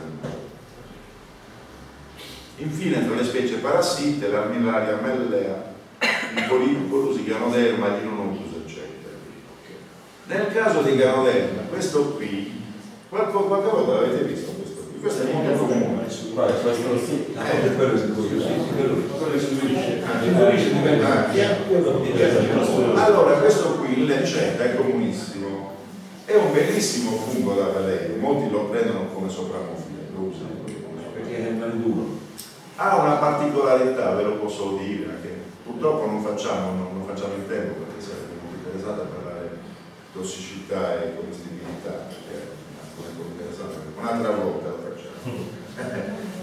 Questo qui, Ganoderma lucidum in particolare, ma tutti i Ganoderma, la Pranatum, ce ne sono di diverse specie, in Giappone e in Cina sono usati come medicinali. Praticamente li prendono, li tritturano, li sminuzzano, li fanno diventare polvere e poi li usano per fare le tisane, così. Per curare che cosa? Tutto, dal raffreddore ai tumori. Non è provata la loro efficacia. Stanno facendo comunque degli studi anche in Europa, in Spagna, per vedere se è davvero così. Quello che c'è da dire è che ultimamente ci sono stati casi di avvelenamenti leggeri, tra virgolette, di ricoveri di qualche cinese o di qualche giapponese perché avevano bevuto tisane Ganoderma lucido. Boschi di Roverella, qui interessa anche noi, anche se non è che abbiamo, però qualche boschetto di leccio all'occhio adesso hanno cominciato a ripulire, qualcosa, se non li lasciamo troppo fitti qualcosa sotto comincerà a spuntare, anche bolettaggi interessanti. Allora, la Roverella, contrariamente al leccio, che è un sempreverde, è una pianta caducifera, ve lo dico, ma non sapete che ve lo dica io. I boschi da lei formati sono sicuramente più penetrabili dai raggi del sole, di conseguenza i sottoboschi sicuramente più ricchi di questo. Vedete i nostri ciclamini, queste fotografie del Montiferro, molto ricche di ciclamini. Boschi di Roverella, abbastanza estesi, li possiamo trovare nel Montiferro, in generale nell'Alto Listanese, in Barbaggia, che a voi non vogliamo lavorare di Sodina, e anche a Forni, qualche piccolo bosco lo troviamo anche nella parte orientale di Monte Arci e qualcosina anche nel Sacerdato. Naturalmente io mi limito alla provincia di Listano, perché poi ci sono delle Sardegna, insomma, Le specie fungine che vi vegetano sono in parte le stesse delle lecette, ma voglio segnalarne alcune che in lecetta non ho mai visto. Il Boletus estivalis, l'ex Boletus reticulatus, che è uno dei migliori funghi Boletus, e la Manita cesaria. Questi nascono sotto castagna e sotto roverella, però in lecetta, per esempio, io almeno non li ho mai trovati, ma non credo che li ho trovati nessuno. Boschi di supera. Quercus super in Sardegna è stato probabilmente introdotto dall'uomo in epoche remote per lo strumento. Questo almeno dicono, poi io su questo, siccome dicevano che anche le pinette in Sardegna erano state introdotte dall'uomo in epoche relativamente recenti, però poi abbiamo scoperto che ci sono fossili di pigna che risalgono a milioni di anni che sono stati ritrovati in Sardegna, quindi non escludo che alcune almeno conifere ci siano sempre state in Sardegna. Predilige le stazioni calde, perciò si è ambientato molto bene la nostra campagna. Foglie sempre verdi, però a differenza dei lecci ha bisogno di più spazio e perciò raramente troviamo boschi fitti e molto ombrosi. L'avrete notata anche voi questa cosa, no? Che le leccette sono molto fitte, molto ombrose, non penetrano a volte neanche il sole. Invece i boschi di Supera mai li troviamo fitti di nuovo vicino, perché li diradano sempre, altrimenti rischiano. Per questo motivo spesso nascono anche sotto le sughe essenze che creano un sottobosco interessante per le specie fungine che vi vegetano. Posso citare due specie in particolare, tra l'altro entrambe descritte per la prima volta dopo i ritrovamenti effettuati in Sardegna, della quale una ha anche assunto l'antico nome. Vedete? Bellissimo questo qui, il Boletus magnificus. Questo se lo sono fatti rubare, tra virgolette, i miei amici dell'Ano di Oristano, perché l'hanno trovato loro per la prima volta. A Oristano, a Santa Giusta c'è una tanca, si chiama Saranca, che tra l'altro poi è di proprietà dell'agenzia dove lavoro io, di una quarantina di ettari. È l'ultimo esempio che è rimasto in Sardegna delle sugherette che c'erano nel capitale di Stato. Dico che tutto il capitale era così prima che arrivassero i toscani a distruggere il tutto. Ed è in questa sugheretta, è una bellissima sugheretta di tipo termofilo, che è sempre calda e sempre abbastanza asciutta, è molto ricco di questo Boletus magnificus. Invece di descriverlo loro, l'hanno dato ad alcuni piccoli del continente e l'hanno descritto per la prima volta dando il loro nome, eccetera, eccetera. E l'Oxyrochus icnusatus, anche questo dà il nome, potete vedere, è anche una cosa che riguardano. I boschi di castagno, anche il castagno è stato introdotto in Sardegna alcuni secoli fa. I castagnetti non dappertutto sono presenti, perché non dappertutto questa pianta è riuscita ad ambientarsi, ma i castagnetti sono una specie di erba per i micologi e anche per i micofagi. Si sono ambientati bene alle pellicce del Gennargentu, a Ritto, Belvide, Esulo, Tonara e anche in qualche piccola porzione al territorio del Montiferru. Vedete, questo è il Montiferru. Molte delle specie che vi nascono sono caratteristiche fistulina epatica e Boletus regius. Se poi me lo ricordate ne voglio parlare di questa fistulina epatica per due cose. Il Cortinarius orellanus, Boletus nodoxanthus, Giromitra gigas. Qui abbiamo due delle specie velenose mortali assieme alla Metatarus. Il Cortinarius orellanus, che è questo qui, vedete, e Giromitra gigas.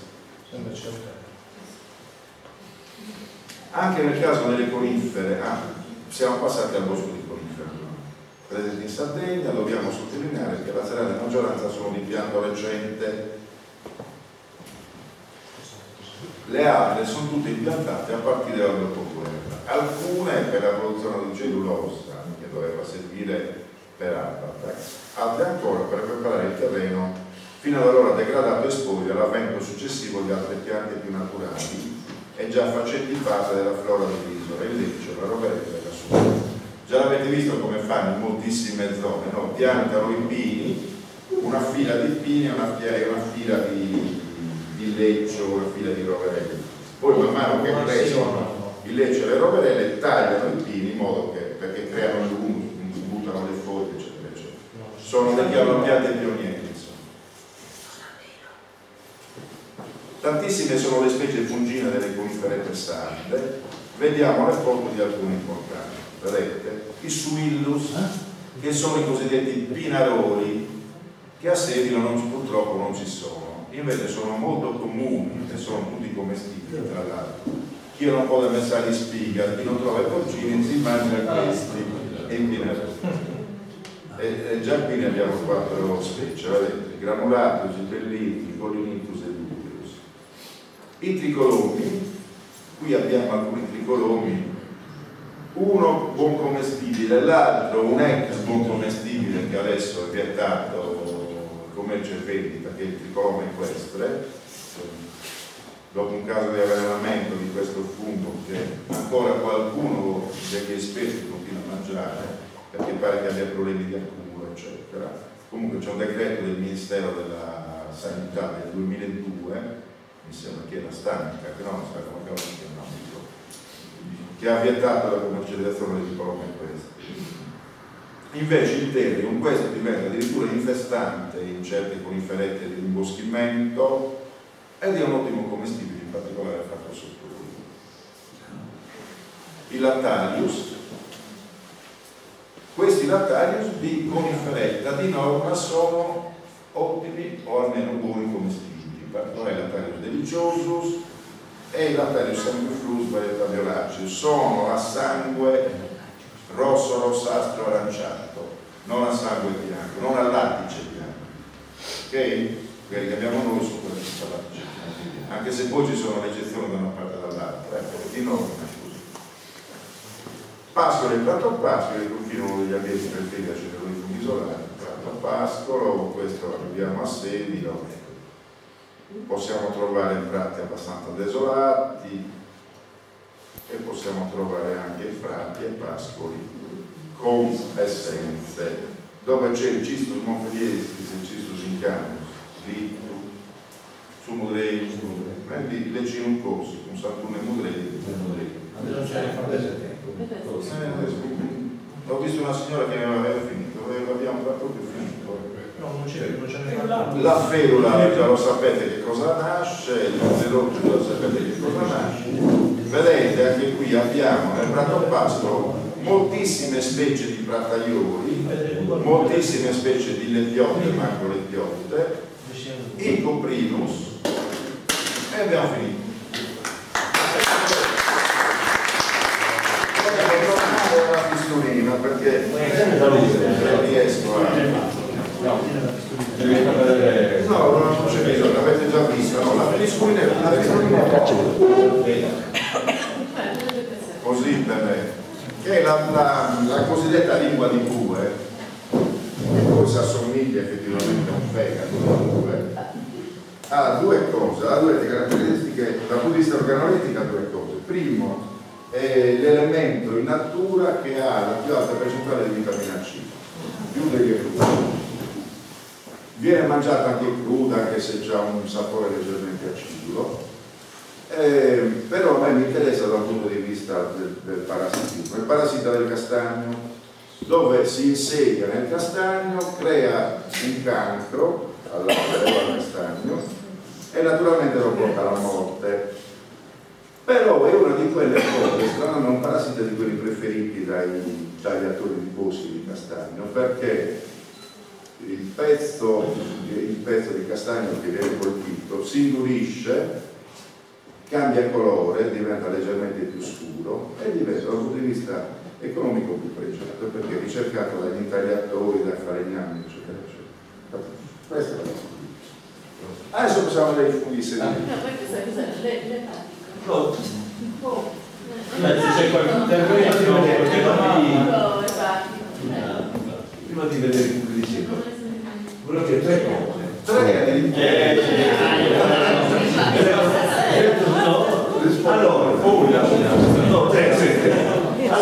Allora, non hai parlato della credenza, la credenza che diventa d'argento, diventa verde oppure da sulfeto, no? Non hai parlato Ancora se lei vermiciattoli, il grivignolo dicono in Toscana. Dicono a Seso, per esempio, una vecchia, tre cose che cade, c'è il verme, il fungo non è verato. Se qualcuno è capace una era, se c'è fermi la mano, fino a che punto, quando ci sono i vermiciattoli, non grandi, la testa nera, si possono mangiare? Una. Io faccio l'opposto, la simpatico sta bene. Anch'io.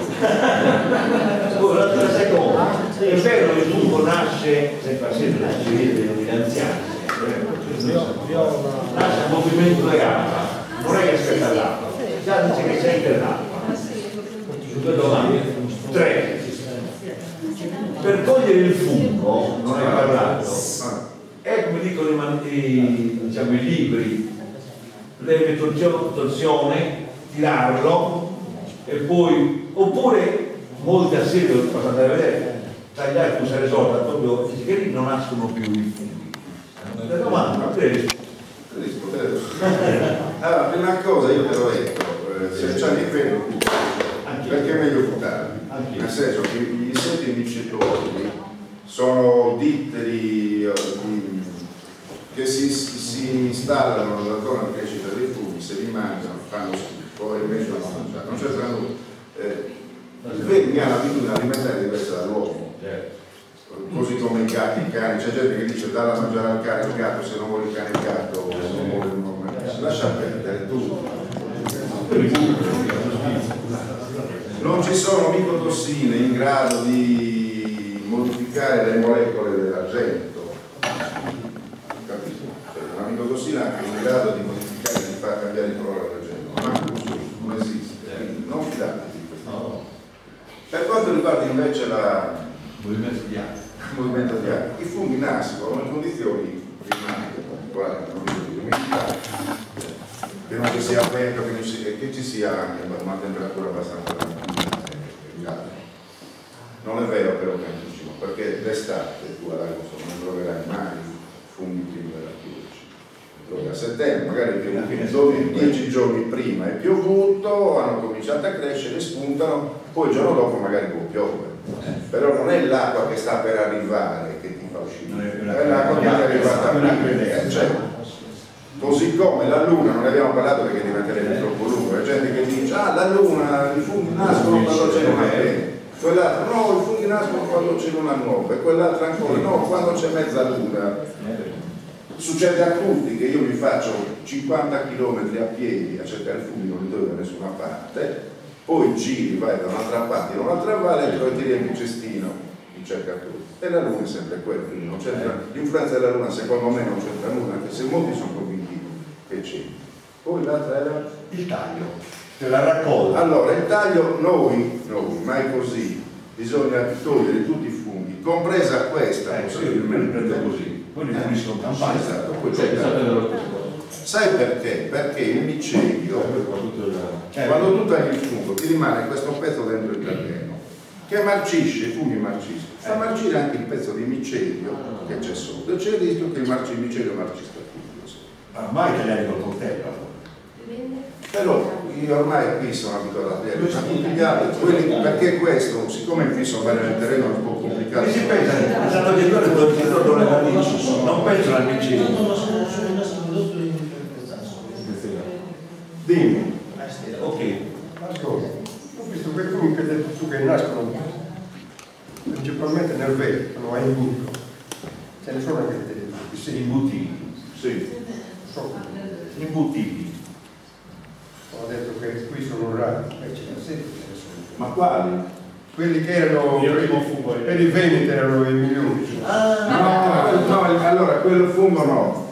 Il gonfus non c'è, quello nasce in peccetta alpina, sotto peggio, lo simbionte, quindi nasce dove c'è il Picea abies, che è la peccetta, l'abete rosso praticamente, che in Sardegna non c'è.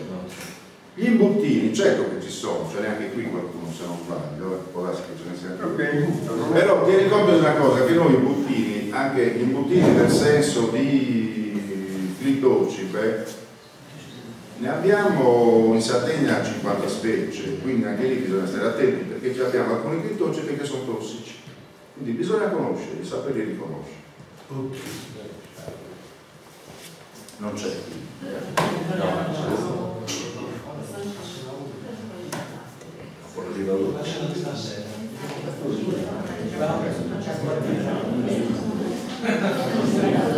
Potete spiegare questi tipi?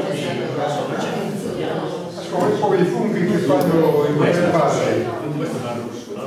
I funghi che vengono in pratica, che sono nelle palle, palle di fiero, così. Come li riproducono? Quelli sono prodotti in modo industriale. Praticamente che cosa fanno? Loro creano il substrato, che può essere fieno, può essere legno, ci inoculano il micelio. Quindi lo producono, si produce industrialmente. Sì. Sono aziende specializzate. Molto spesso, allora bisogna vedere che tipo di fungo è, perché il Pleurotus eligi che producono è un ottimo Pleurotus eligi, cioè anche dal punto di vista organolettico, se voi lo mangiate non ha nulla da invidiare a questo, è buono, cioè, normalmente usano, ogni tanto cambiano le spore, perché le spore si indeboliscono e poi alla fine non producono più, e ogni tanto chiedono funghi freschi per recuperarsi le spore da questi funghi. Sono prodotti in modo industriale ma sono abbastanza buoni. Poi ti risulta che se ci sia un allevamento di funghi, un allevamento, io non ci ho creduto, me l'hanno detto, addirittura un mezzo ettaro di terra. Allora, a Sindia io ho avuto, nell'ultimo mese ho tenuto un corso a Macomer, organizzato dalla Proloco, dall'amministrazione comunale e dall'agenzia del lavoro. Io ho fatto il docente per 6 lezioni e c'erano i sindiesi. Alcuni di questi ragazzi, la maggior parte erano ragazzi che volevano iniziare un'attività di produzione dei funghi, ma attualmente non c'è nulla. Sindia c'è una cosa di buona, che a Serio non si fa. Indovinate. Sai che cosa fanno? Fanno su gasinzollo fresco tipo mozzarella. Avete assaggiato? No. Come cavolo è che non mi ricordo? Cioè praticamente cosa fanno? Fanno una treccia di gasinzollo fresco e lo mettono come le palline di mozzarella, che non ha nulla da invidiare, anzi è molto migliore della famosa mozzarella di bufala. Infatti devono trovare il sistema che è buono. Non passo questo.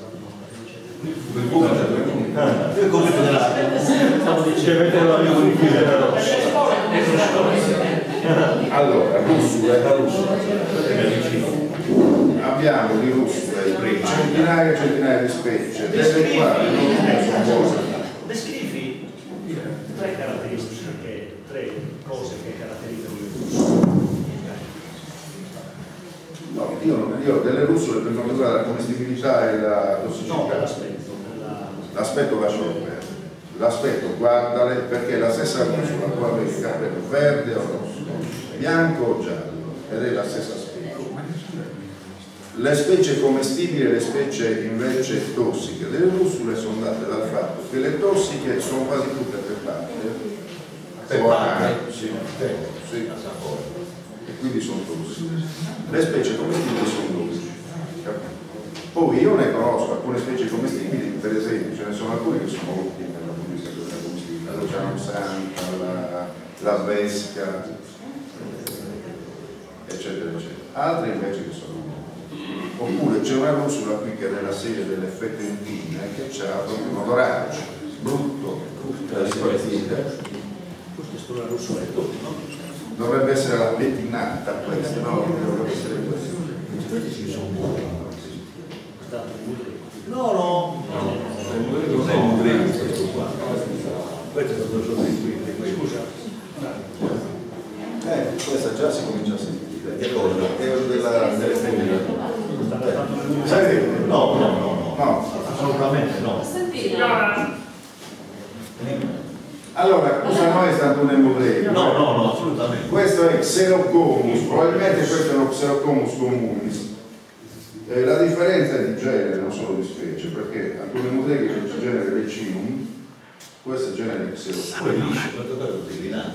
No, lascia perdere, però sono tutte due. Ma quello ce n'è una classica. Non l'ho trovata. No, non ce n'è. Ma quelle sono commestibili. I funghi che abbiamo trovato tipologie, no? Noi siamo tutti un po', tra virgolette, ignoranti, diciamo noi mangiamo solo antuna perché adesso non sappiamo. È la parte, perché stasera il fungone lì, il mazzo di tamburo. Abbiamo una serie di funghi. Spiegaci quello, come lo stiamo scritto. Da conoscerlo può essere velenoso. Cosa abbiamo? Dico i tipi. Allora, qui abbiamo il fungo che nasce nelle cunette, Quello lì. questa è la Volvariella gloriocephala, che è un fungo dal punto di vista, non ha tossine particolari, quindi è commestibile. È pieno. Anche se dal punto di vista calorifico non È pieno, sì. La mazza di tamburo però la conoscete, insomma, Sì. questo è un buon commestibile, Non lo mangia nessuno. non la mangia quasi nessuno. Io già la vedo, però no, qualcuno. Questo qui invece, l'Ophallotus olearius, che c'è stato 3 o 4 anni fa un avvelenamento a carico di una famiglia, no? Quindi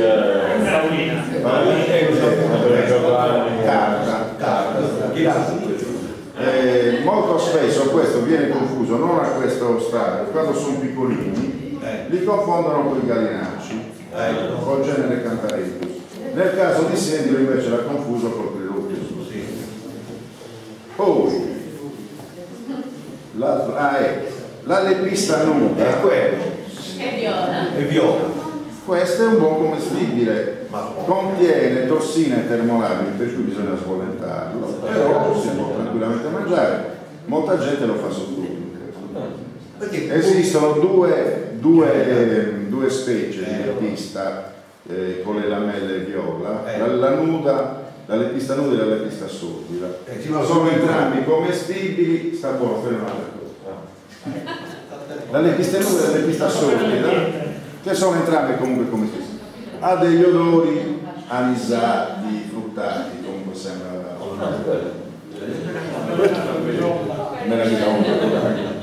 Non è meravigliosa perché questa è.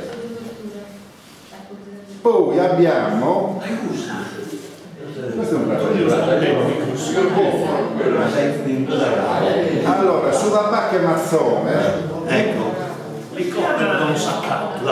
Sudabacche mazzone noi in Sardegna a Sedilo, no, questo è un fratello.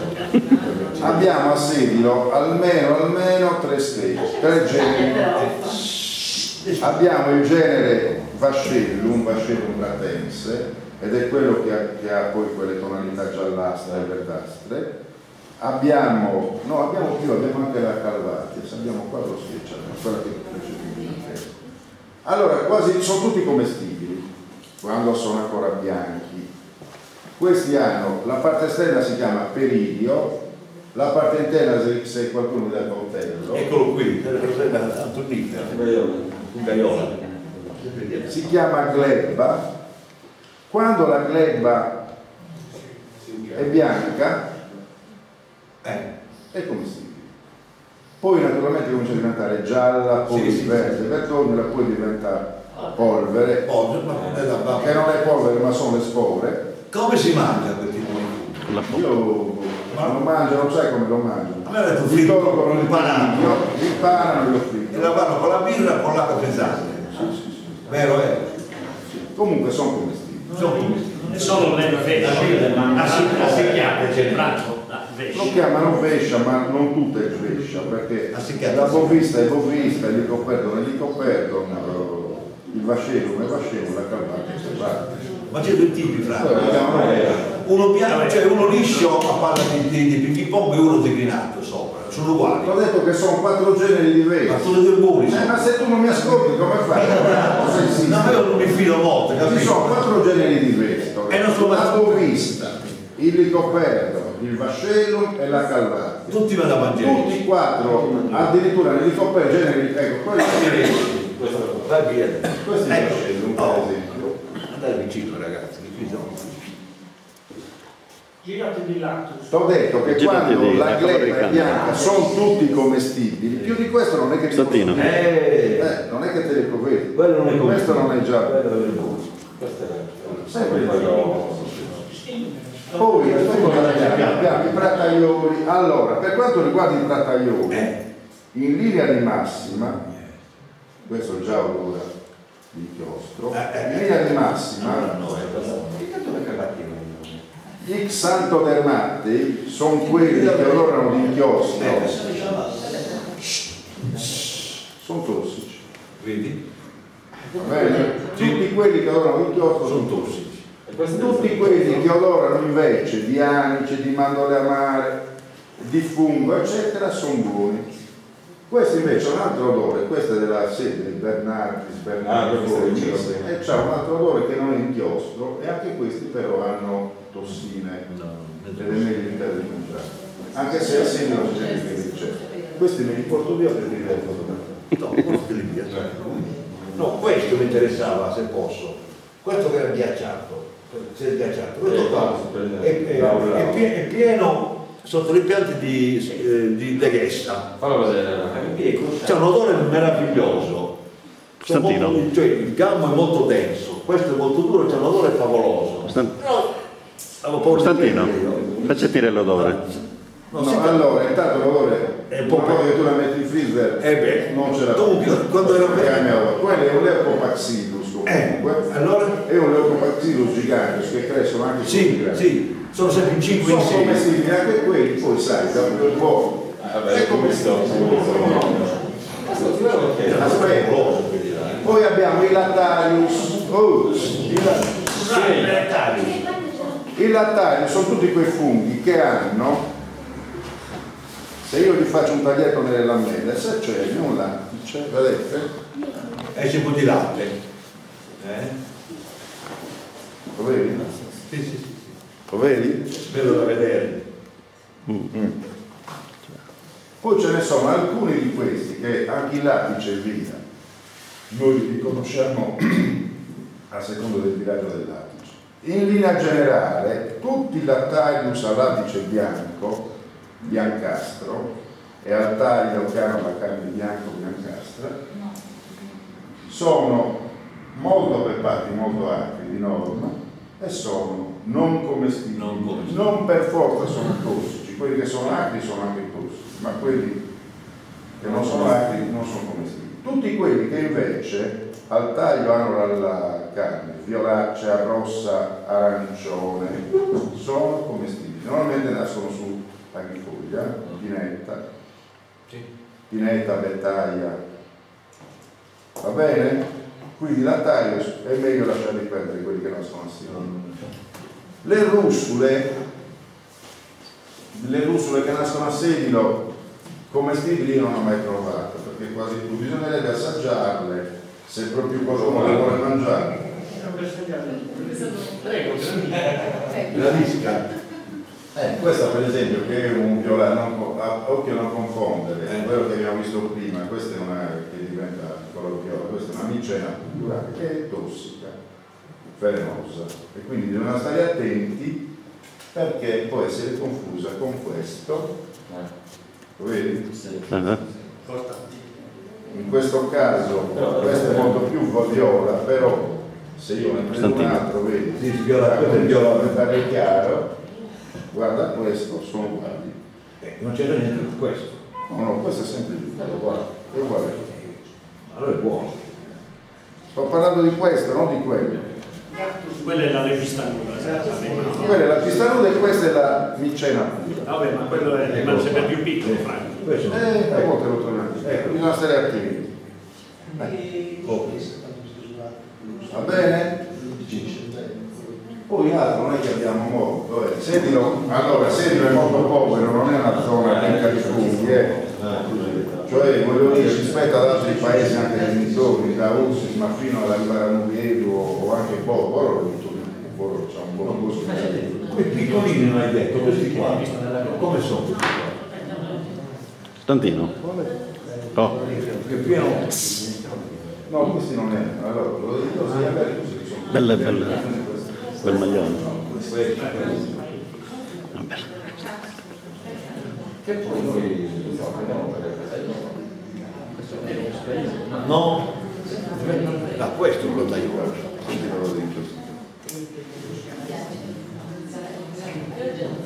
Senti che roba, senti qua.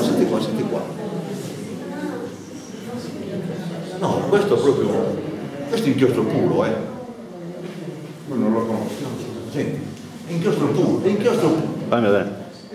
Oh. E questo è un taglione, che roba. Che roba. Convinto che è un taglione, guarda che